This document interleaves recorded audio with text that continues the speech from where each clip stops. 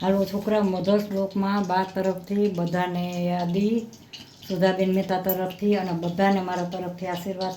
છોકરાઓ, આજે હું કઢી બનાવું છું અને ગુવારને રીંગણા ગુવારનું શાક બનાવું છું, કઢી બનાવું છું. ભાત મૂકી દીધા છે, ભાત મૂકી દીધા છે, ભાત થાય છે. હવે કઢી બનાવું છું.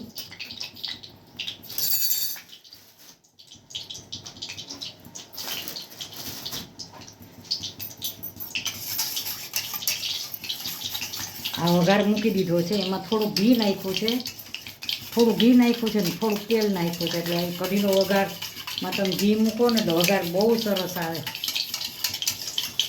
હજામાં મેં લોટ નાખી દીધો છે. જ્યાં ચમચી છે ને પણ મને નથી એમાં હવે એવું ટેવ પડી ગઈ છે બધી.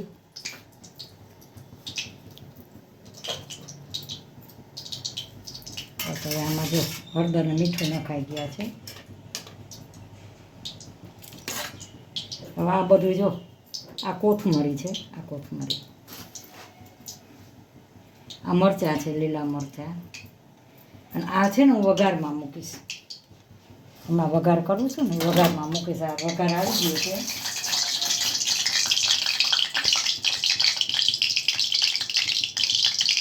એમાં વઘાર આવે એટલે એમાં મૂકું છું.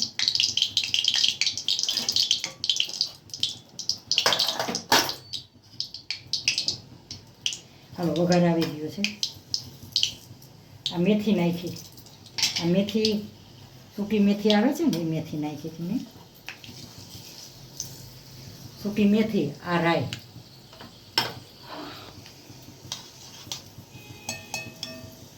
સૂકી મેથી ને રાઈ હમણાં વઘાર આવી જાય.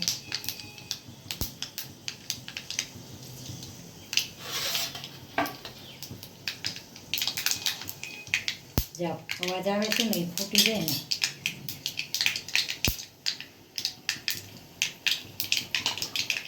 હવે આમાં છે ને આ મરચાં, આ સૂકા મરચાં, આ લીમડો, સૂકા મરચાં લીમડો નાખી.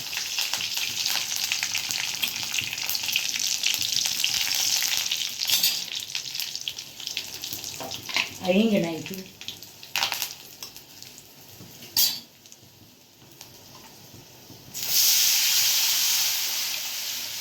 વઘારી.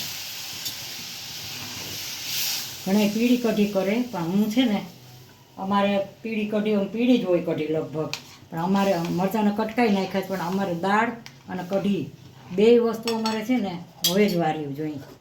અમે દાળમાંય હવેજ નાખી ને કઢીમાંય હવેજ નાખી. હવે આમાં હું છે ને થોડો ગોળ નાખું છું.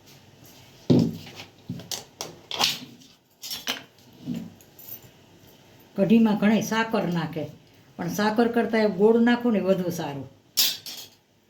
કઢી માટે આ ગોળ છે, કઢી માટે ગોળ જ હોય. લગભગ સાકર ન હોય પણ ઘણા નાખે થાય તો ટૂંકમાં મીઠું વધુ. એટલે હવે આ વઘારાઈ ગયું. પછી આગળ આ કઢી વઘારાઈ ગઈ અને ભાત હમણાં ઓસાવી નાખું છું. જ્યાં થઈ ગઈ છે કઢી હાઈ ક્લાસ બની ગઈ છે. આમાં હું આદુ છે ને નાખતા ભૂલી ગઈ હતી. આ સરસ ઉકળી ગઈ છે. અમે હવે જ નાખી, ઘણા હવે જ ન નાખે, પીળી કઢી હોય તો બધાને શું રીત અલગ અલગ હોય. આ સરસ થઈ ગઈ છે કઢી.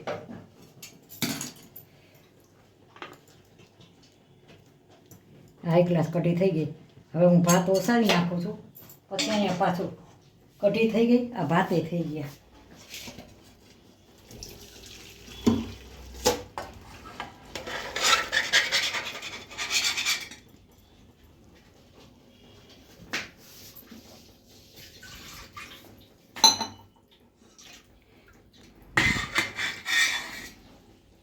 હાલો, વઘાર આવી ગયો છે.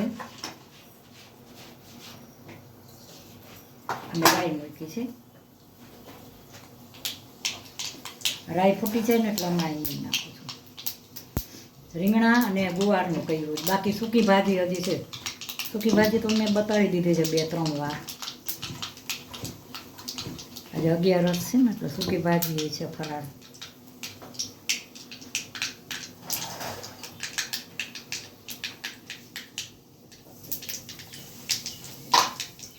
હિંગ નાખી દીધી.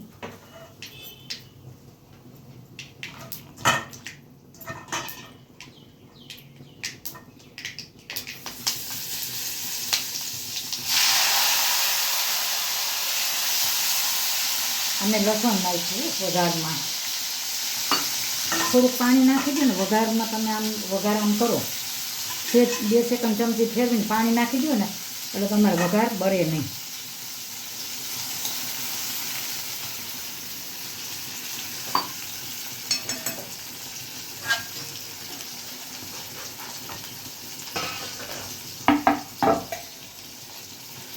જો લસણ કાચું લસણ, આમાં લસણનો વપરાશ વધુ છે. અને હવે જ મેં કઢીમાં બધા ઘણા ન નાખે, લસણ પાછું નાખ્યું મને. હવે આ ટમેટા, આ કોથમરી, આ મરચાં, આ મીઠું, આ હળદર,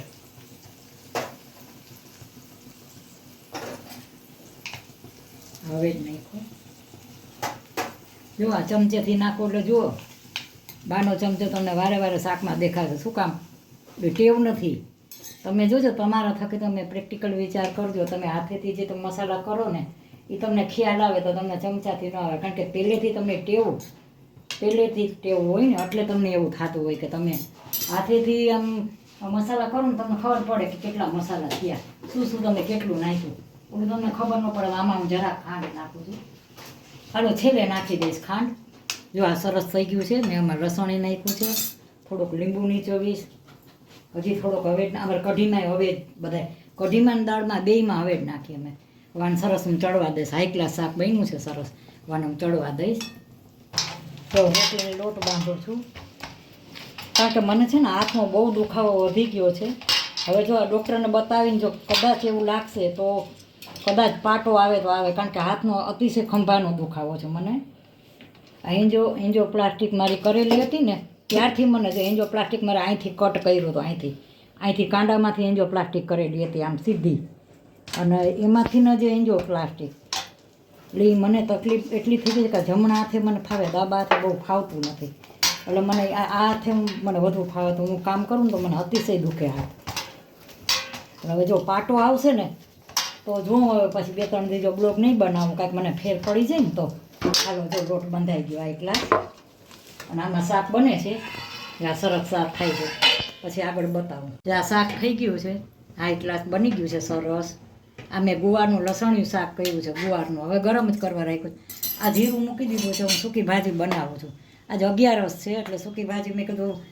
અમારા 2 બાબુ છે ને મારા ફોલોવર છે, સબસ્ક્રાઈબર છે મારા 2 બાબુ. બાના ખાસ છે 2. એટલે એ 2 હોય ને મારે 2 માટે થઈને એને સાકરવાળું નથી ભાવતું, એટલે મારે જો આવી રીતે કર્યું છે. હવે હું વઘાર કરું છું આનો, હાઈ ક્લાસ વઘાર બનાવું છું. આજે 11 છે ને.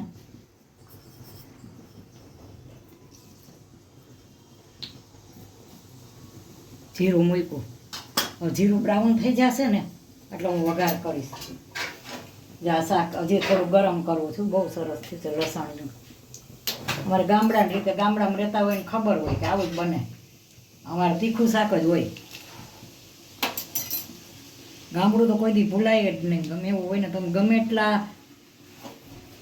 એક રીત છે કે તમને ગમે એટલું સાસરું પૈસાદાર મળે ને તો એ મા બાપને કોઈ દી ભૂલાય નહીં. શું કામ કે અહીંયાથી આપણે આપણું બચપન પસાર થયું છે. એટલે મા બાપનું કોઈ દિવસ ભૂલવાનું નહીં. સંસ્કારી જે સંતાન હોય ને મા બાપને રિસ્પેક્ટ દે, મા બાપને કોઈ દિવસ ભૂલે નહીં. જો આ જીરું આવી ગયું છે, સેજ બ્રાઉન થાય.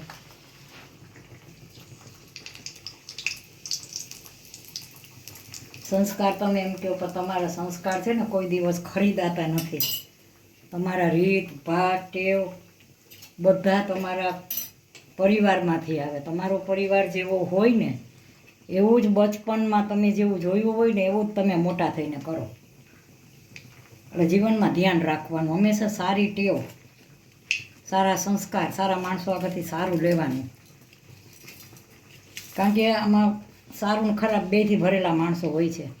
જ્યાં જીરું આવી ગયું છે, હવે હું સૂકા મરચાં મૂકું છું. એટલે આપણે એમાંથી શું ગ્રહણ કરવાનું? બસ સારું જ ગ્રહણ કરવાનું. જેનો જે જગ્યાએ ઉછેર થયો હોય એ પ્રમાણે હોય. જેવી જગ્યા જેવું વર્તન. જો હવે આ હાઈ ક્લાસ આ સૂકી ભાજી વઘારું છું સરસ, બહુ સરસ વઘારાઈ જાય એટલે બાનો સ્પેશિયલ શબ્દ છે ભાઈ. ઘણી જગ્યાએ તમે જોજો આ સૂકી ભાજી 2-3 જાતની થાય છે. જો સૂકી ભાજી તમે વ્હાઇટ કલરની કરી શકો, વ્હાઇટ કલરની કરી શકો, પીળી બનાવો, વ્હાઇટ બનાવો, પછી એમાં મરી નાખો, હળદરનું નાખો. જ્યાં મેં મીઠું નાખી દીધું. હવે